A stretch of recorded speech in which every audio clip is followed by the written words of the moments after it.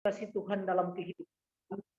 Tuhan begitu baik menolong dan memimpin setiap kehidupan anak-anak-Mu.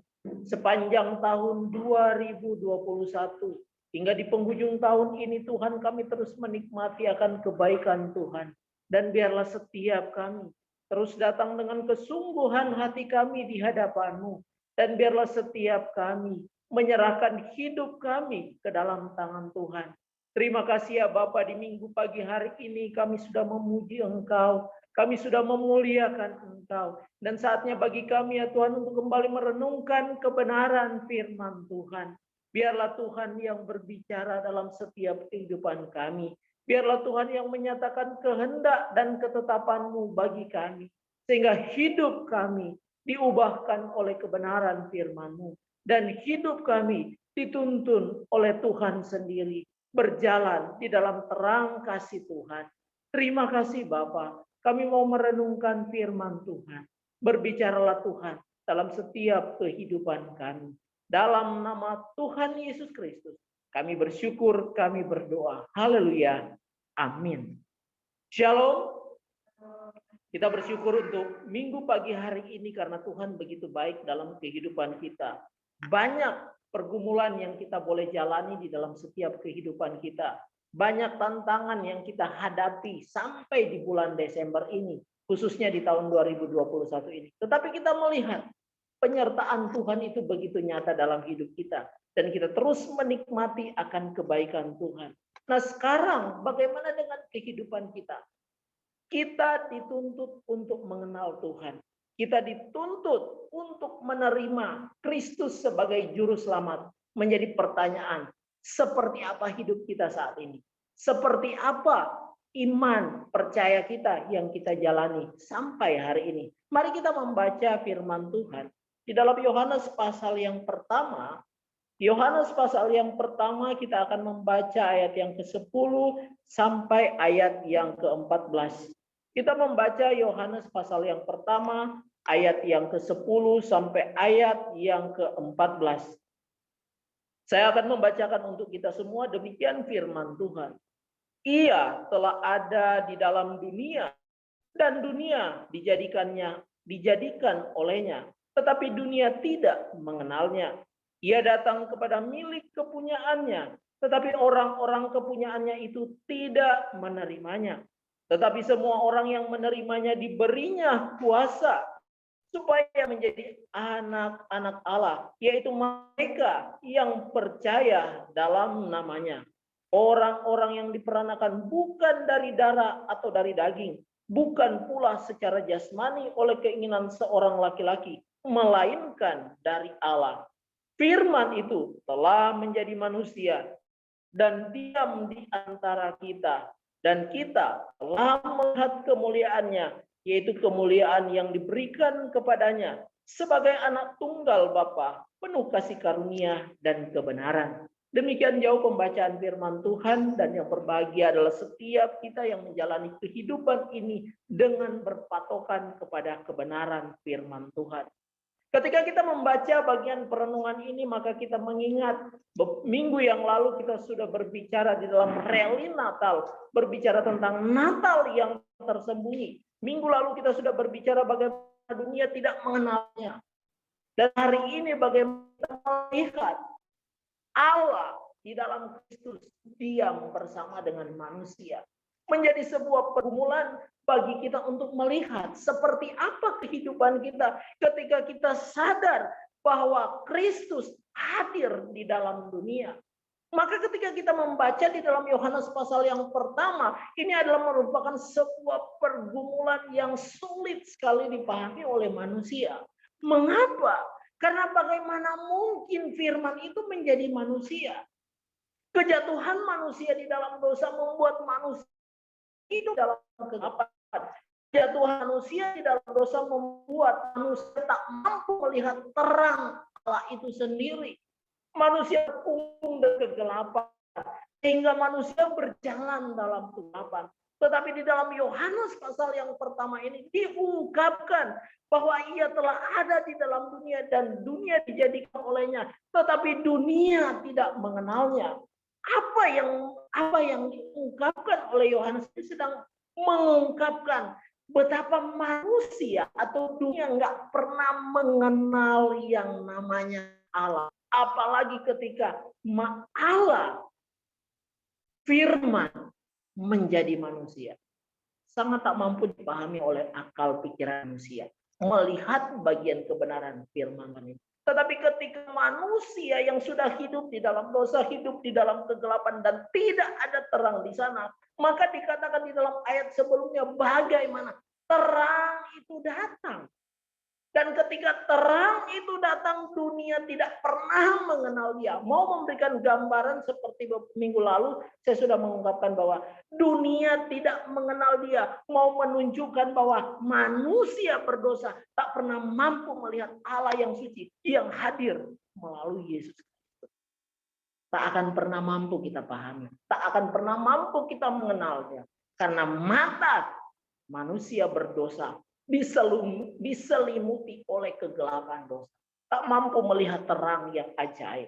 Maka dikatakan dunia tidak mengenal dia. Maka ayat yang ke-11. Ia datang kepada milik kepunyaannya, tetapi orang-orang kepunyaannya tidak menerimanya.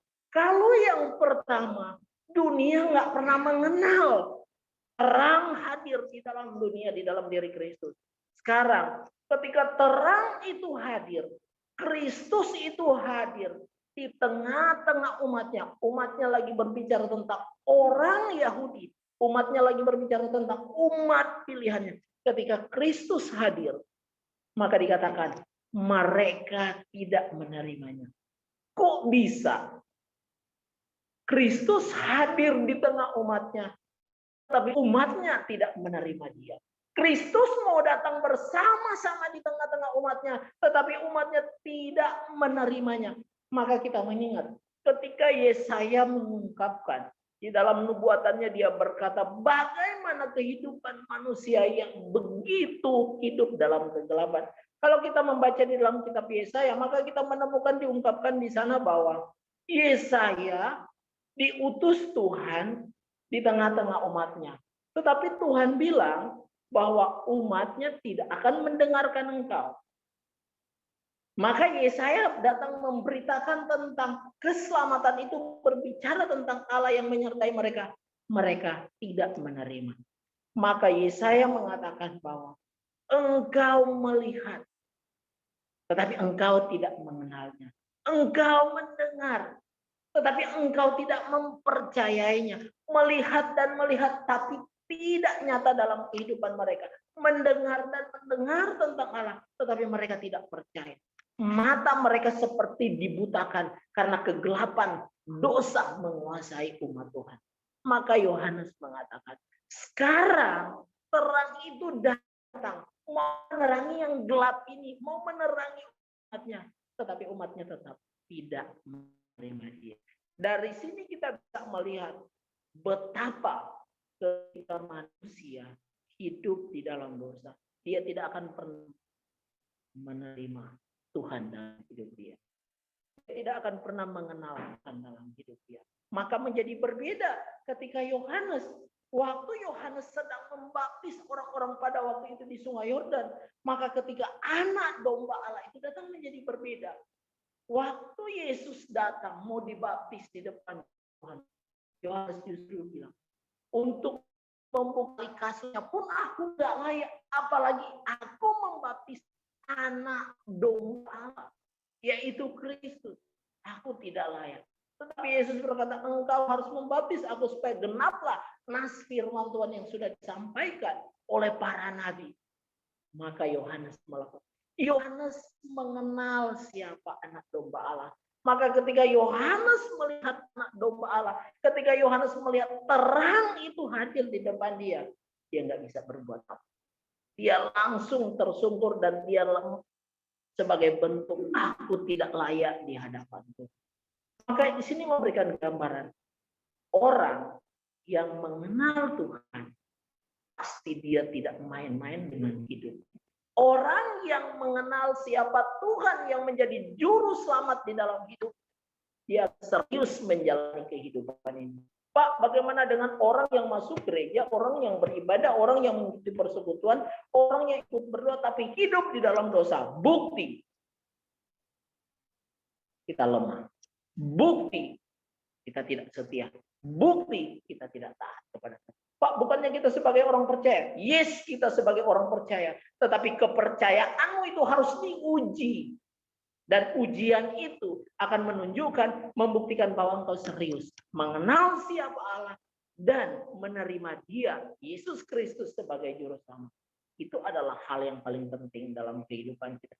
Maka perjalanan kehidupan kekristenan ini bukan hanya ditentukan hari ini, bukan hanya ditentukan besok, tetapi ditentukan secara terus-menerus, hari ini, besok, dan seterusnya, seperti apa hidup kita. Maka nggak heran ketika umat tidak mengenal dan tidak menerima Dia, maka semua menjadi nyata. Siapa yang mampu mengenal Tuhan? Siapa yang mampu menerima Dia sebagai juru selamat? Maka dikatakan ayat yang ke-12, tetapi semua orang yang menerimanya diberinya kuasa supaya menjadi anak-anak Allah. Perhatikan baik-baik. Dunia tidak mengenal Allah. Lahir Kristus, manusia tidak pernah kenal. Kemudian dikatakan umatnya tidak menerimanya. Sekarang ayat 12. Tetapi semua orang yang menerimanya diberinya kuasa. Maka dikatakan di sini adalah setiap orang yang menerima anugerah dengan dia berkata, aku percaya bahwa Yesus Kristus ada juru selamat. Maka dia adalah orang-orang yang menerima anugerah dari Allah. Artinya apa? Lagi mau mengungkapkan, Tuhan hadir dalam hidup seseorang, membuat kamu menjadi percaya kepada Dia. Itulah yang disebut anugerah. Maka ketika orang yang menerimanya diberikan oleh Tuhan kuasa atau punya kekuatan, punya kemampuan, punya hak khusus menjadi anak-anak Allah. Artinya apa? Ketika kita percaya kepada Tuhan, maka label kita sebagai manusia berdosa sekarang disahkan. Engkau manusia berdosa, tetapi engkau menjadi percaya itu karena anugerah. Dan sekarang label atau stempel itu mengatakan, kamu yang percaya, kamu diberi kuasa menjadi anak-anak Allah. Maka ini menjadi sebuah pergumulan bagi kita. Orang percaya disebut sebagai anak Allah. Tetapi orang percaya hidup tetap melakukan itu sesuatu yang berbeda. Apa artinya mau digambarkan bahwa kita punya kuasa, kemampuan, punya hak sebagai anak Allah, tapi kita masih hidup melakukan hal yang tidak benar? Maka ini mau membuktikan kepada kita apa? Kita memang manusia yang lemah. Kita adalah manusia yang tidak pernah menjadi sempurna. Tetapi kesempurnaan kasih Allah dinyatakan dalam kehidupan kita. Dan disahkan oleh darah Kristus bahwa kita menjadi anak-anak. Maka kuasa yang diberikan oleh Tuhan sudah jelas. Punya kekuatan, punya kemampuan yang luar biasa. Kalau di dalam terjemahan bahasa Alkitab dikatakan dunamos, atau kalau suka ngomong dinamit. Kalau ada, makanya kalau di tambang-tambang itu, untuk membuat satu gunung itu bisa cepat hancur, dibor kiri kanan, kemudian dimasukkan dinamit di dalam. Setelah dibakar dia akan meledak menghancurkan gunung itu. Biasa tambang-tambang emas itu seperti itu. Maka di sini ada sebuah kekuatan yang besar yang Tuhan beri. Maka ketika kekuatan itu ditaruh oleh Tuhan di dalam diri seseorang, maka percaya.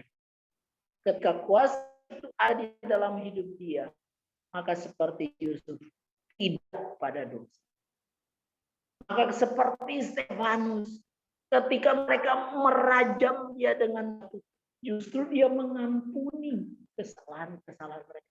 Persis seperti Kristus ketika dia disalibkan dan menderita, dia mengampuni. Ada kuasa di dalam diri orang percaya. Maka Paulus, ketika Paulus diperlakukan dengan tidak manusiawi, ketika dia dipenjara, ketika dia dipukul, ketika dia dipenjarakan dan segala macam penderitaan, dia nggak pernah mati. Dia nggak pernah istilahnya membenci orang-orang itu. Tetapi yang dia benci apa? Kalau kamu hidup dalam kejahatan. Ada kuasa yang mengubahkan seseorang untuk hidup lebih baik. Kita pun diberikan kuasa, sudah punya hak menjadi anak Allah. Maka ada kemampuan yang Tuhan beri. Ketika kita menjadi percaya, maka kita berjalan sekarang tertuju pada Kristus. Pak, berat. Yes. Nggak ada yang ringan. Tetapi apa? Kita akan diberi kemampuan, terbukti apa? Tahun 2021 sekarang udah mau selesai, kita ada sampai sekarang. Kita udah bisa menjalani persoalan kehidupan, pasti banyak yang kita hadapi. Kalau tadi dari kesaksian dari Steve, bagaimana dia udah merantau, tinggal sendiri. Kalau sakit, gimana? Apa yang akan terjadi? Ada satu kegalauan. Aku terpisah dengan orang tua, kalau aku sakit gimana? Maka dari sini lagi mau mengajarkan. Memang kadang situasi itu diizinkan Tuhan terjadi dalam kehidupan kita. Ketika kita terpisah. Sebagai satu bentuk di mana kita akan terus berharap kepada Tuhan. Nah, kuasa yang diberikan oleh Tuhan itu sempurna bagi kita. Maka ketika kita menjalani hidup ini, kita tahu mana yang benar. Kita tahu mana yang jahat. Maka kuasa Tuhan itu akan menolong kita, akan memagari kita untuk tidak melakukan yang jahat, untuk tidak melakukan hal yang salah. Tetapi makin lama perjalanan kita yang awalnya lebar, makin lama makin mengerucut kepada siapa? Kepada kehendak dan ketetapan. Maka waktu kita menarik dari kanan ke kiri ke kanan untuk masuk ke jalur kebenaran dan kebenaran, itu tidak mudah. Tetapi kuasa Tuhan diberikan kepada kita. Sudah begitu nyata. Ini sebagai tanda bahwa dia diam bersama dengan orang yang percaya. Maka inilah kekuatan kita sebagai orang Kristen. Kemudian dikatakan apa? Diberinya kuasa supaya menjadi anak-anak Allah. Yaitu mereka yang percaya dalam namanya. Ini adalah merupakan konsistensi orang yang percaya. Percaya dalam namanya bukan berarti cukup aku percaya. Tapi waktu kita menjadi percaya dalam namanya karena kita diberikan kuasa oleh Allah. Maka itu menjadi satu paket yang tidak bisa dipisahkan sehingga dikatakan apa? Sehingga orang-orang yang diperanakan bukan dari darah atau dari daging, bukan pula secara jasmani oleh keinginan seorang laki-laki, melainkan dari Allah. Pak, Bu, kan saya ini lahir dari siapa? Dari mama papa, berarti dari keinginan papa dan mama dong maka terlahir saya. Tetapi kenapa ini dibilang bukan diperanakan dari darah dan daging? Maka ini lagi mau mengungkapkan, yes, kita memang diperanakan dari darah dan daging. Dari keinginan orang tua, ketika kita keinginan orang tua, maka lahirlah kita. Tetapi firman Tuhan mengatakan apa? Mereka yang percaya dalam namanya, orang-orang yang diperanakan bukan dari darah atau dari daging lagi. Tetapi dari apa dong?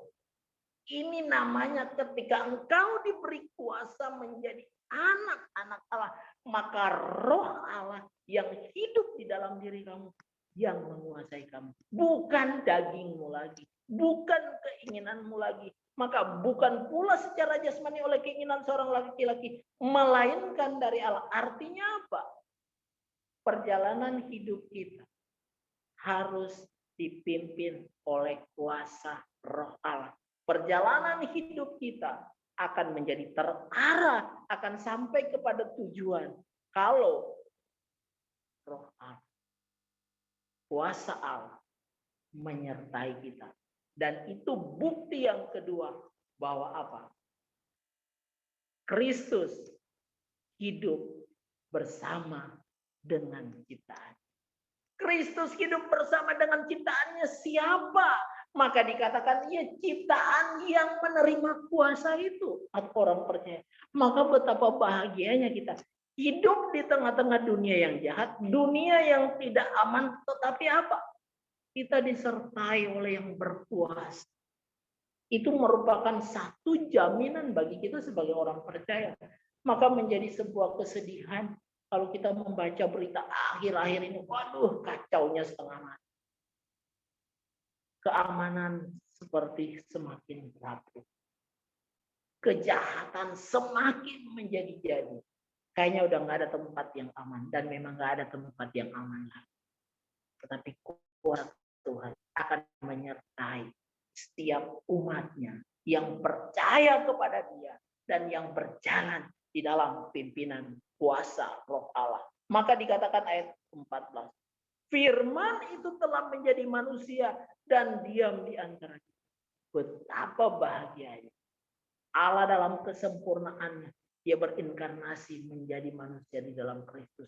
Dan dikatakan bahwa ketika Dia menjadi manusia, Dia diam di antara kita. Maka betapa bodohnya orang yang tidak mengenal Dia. Betapa bodohnya orang yang menolak Dia atau tidak menerimanya.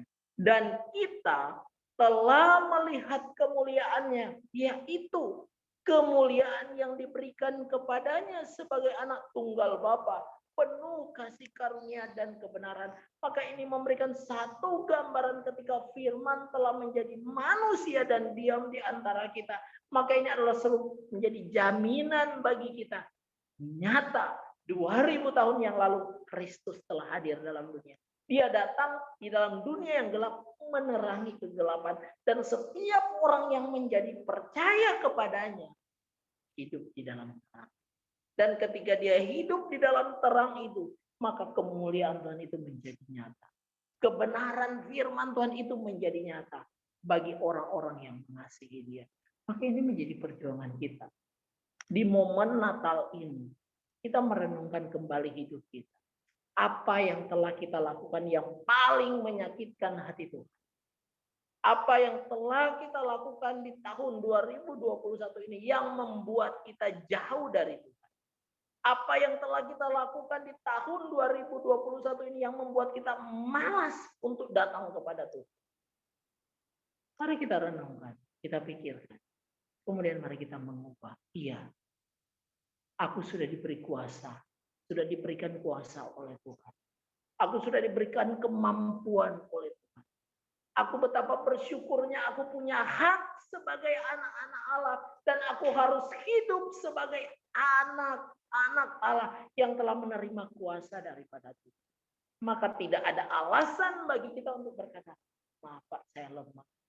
Maaf Pak, saya nggak kuat. Maaf Pak, kedagingan saya lebih kuat. Tidak ada alasan bagi kita. Karena kuasa Allah jauh lebih besar yang telah ada di dalam hidup kita. Maka kita berjalan dengan penuh kasih di dalam kehidupan ini. Maka nggak heran ya, ketika kita melihat Mother Teresa diperlakukan sedemikian rupa, banyak yang menolak dan tidak menerima dia. Tetapi dia menunjukkan kasih Allah di dalam hidup banyak orang. Sehingga banyak orang menjadi mengenal siapa Kristus. Menjadi mengenal siapa Tuhan. Menjadi mengenal seperti apa orang yang percaya itu. Maka buat kita, orang mengenal kita seperti apa? Apa yang orang pernah ceritakan tentang kita? Jangan sampai yang diceritakan justru kejahatan atau hal yang tidak baik. Tetapi biarlah orang menceritakan bahwa kita benar sebagai orang yang percaya. Sehingga melalui hidup kita, nilai-nilai Kristiani itu terpancar dalam kehidupan kita. Dan orang melihat dia, mereka hidup di dalam pimpinan Tuhan. Maka dari sini kita juga harus melihat, mengukur diri kita. Sekiranya kita lemah dan kita merasa jauh, mari kita kembali. Kita meyakini bahwa kuasa Tuhan diberikan untuk kita. Kita sudah menjadi anaknya, maka kita punya kuasa menjalani kehidupan ini untuk tertuju kepada kebenaran. Kita berjalan dalam kebenaran. Kita berjalan bersama dengan kuasa Tuhan. Karena apa? Karena Dia ada di antara kita. Orang yang percaya kepadanya. Yang telah menerimanya sebagai Tuhan dan Juru Selamat. Amin untuk kebenaran firman Tuhan. Mari kita tunduk kepala dan kita berdoa. Kembali kami datang di hadapan-Mu ya Tuhan. Bersyukur karena begitu baiknya Tuhan dalam hidup kami. Kami sungguh berterima kasih karena Tuhan mau datang ke dalam kehidupan kami. Kami hidup di dalam kegelapan dan Engkau datang menerangi hidup kami. Kami bersyukur kepadamu ya Tuhan, karena Engkau memberikan kuasa bagi kami untuk menjadi anak-anak Allah. Siapa kami ya Tuhan di hadapan-Mu? Kami adalah manusia yang lemah, penuh dengan dosa. Tetapi Engkau menganugerahkan kuasa-Mu bagi kami. Engkau menganugerahkan kehidupan bagi kami. Dan biarlah kami menggunakan setiap kesempatan yang Tuhan beri untuk bergantung, berharap kepada Tuhan. Kami sungguh bersyukur ya Tuhan, karena kami menjadi orang yang percaya kepadamu. Kami sungguh berterima kasih ya Tuhan, karena kami tidak pernah sendirian. Engkau hidup bersama-sama dengan orang yang percaya. Maka dalam situasi apapun yang kami hadapi di dalam dunia ini, dalam situasi yang membuat kami menjadi lemah, dalam situasi yang membuat kami menjadi galau, dalam situasi yang membuat kami merasa tidak berdaya, Tuhan, kami tetap percaya Tuhan menyertai kami. Karena Engkau diam bersama-sama dengan kami. Karena Engkau diam dengan anak-anak-Mu yang mengasihi Engkau dengan sepenuh hati. Terima kasih Bapa untuk kekuatan kuasa yang Tuhan beri bagi kami. Mengajarkan kami untuk kokoh berdiri sebagai orang yang percaya kepada Tuhan. Terima kasih Bapa, terima kasih. Kami terus menyerahkan setiap kehidupan kami ke dalam tangan Tuhan. Di tengah-tengah perkuliahan kami, di tengah-tengah studi kami, di tengah-tengah pekerjaan kami, di tengah-tengah keluarga kami. Biarlah kami menjadi pribadi-pribadi yang memiliki kekuatan yang daripada Tuhan. Menjadi teladan dimanapun kami berada. Sehingga hidup kami menjadi berkat bagi banyak orang. Terima kasih Bapak. Kami juga berdoa untuk kehidupan bangsa dan negara kami. Tuhan tolong bangsa dan negara kami. Biarlah hidup bangsa dan negara kami dipimpin oleh Tuhan. Sehingga hidup bangsa dan negara kami menjadi bangsa yang takut akan Tuhan. Itulah kerinduan harapan kami. Dan biarlah hari-hari yang kami jalani, kami terus menyerahkan hidup kami ke dalam tangan Tuhan. Terima kasih Bapa. Di dalam nama Tuhan Yesus Kristus, kami bersyukur, kami berdoa. Haleluya. Amin.